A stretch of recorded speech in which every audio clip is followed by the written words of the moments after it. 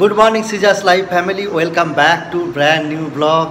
তো সকাল সকাল ঘুম থেকে উঠে আমি চা খেলাম। এবার আমার হচ্ছে ওদিকে গোপাল ঘুমাচ্ছে, আমার ডিউটি আছে গোপালকে ঘুম থেকে তোলার।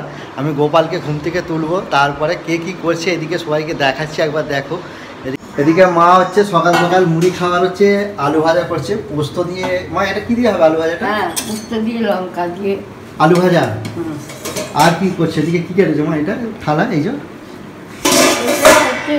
কুলকে ডগ সিদ্ধ করবো। আচ্ছা, এটা আলুটাকে কি আগে সিদ্ধ করে নিচ্ছে? হ্যাঁ, ও আলুটাকে সিদ্ধ করে নিয়ে পোস্ত দিয়ে ভাজা করবে নাকি? হ্যাঁ। ও আর কই কুলকে ডগ কই তোমার?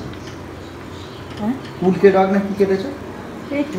ও এটা হচ্ছে কুলকে ডগ কেটেছে মা। সঙ্গীতাকে জল করে দেবে নাকি? সিদ্ধ করে জল করে দেবে?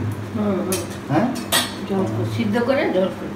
ও আচ্ছা আচ্ছা। এত গরম পড়ে গেছে যে কুলকে ডগগুলো একদম মানে শুকনোই হয়ে আসছে, মানে এই গরমে আর কিছুই থাকছে না আর কি। তবু তার মধ্যে যতটা মা পেরেছে বেছে নিয়েছে। দেখো আমাদের গোপাল এখনো ঘুমাচ্ছে, চলো গোপালকে একটু তুলে দিই। গপু, গপু বাবা উঠে পড়ো, সকাল হয়ে গেছে, চলো গপু বাবাকে একটু তুলে দিই, ঠিক আছে? সিজা কি করছে দেখো, মনে হচ্ছে ব্লগ এডিট করছে। সিজা কি করছো? Good morning everyone. আমি এই একটু ব্লগটা আর কি এডিট করছিলাম, তো আপলোড করতে হবে ওই জন্য আর কি। তো সকাল সকাল উঠে পড়েছি কারণ কাজ আছে, বৃহস্পতিবার। সেরকম কিছুই না, কাজে বসবো একটু পরই। আজকে আমাদের তো সারাদিনে কিছু টুকটাক প্ল্যান সেরকম নেই, কারণ আমাদের ওদিকে ফ্ল্যাটের কাজ অনেকটা এগিয়ে গেছে।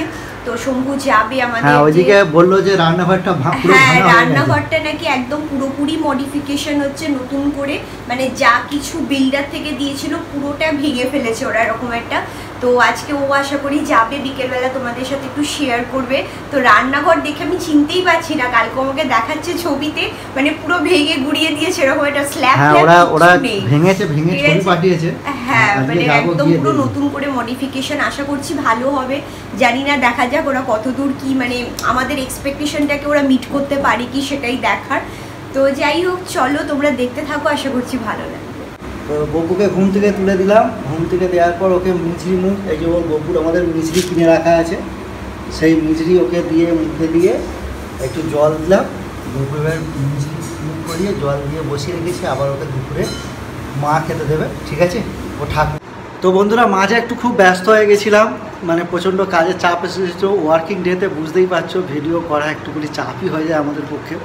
তো কয়েকটা মিটিং পড়ে গেছিলো মাঝে, সেই জন্যে আর মাঝে ভিডিও আসা হয়নি। কি রান্না হয়েছে সেটা দেখানোও হয়নি।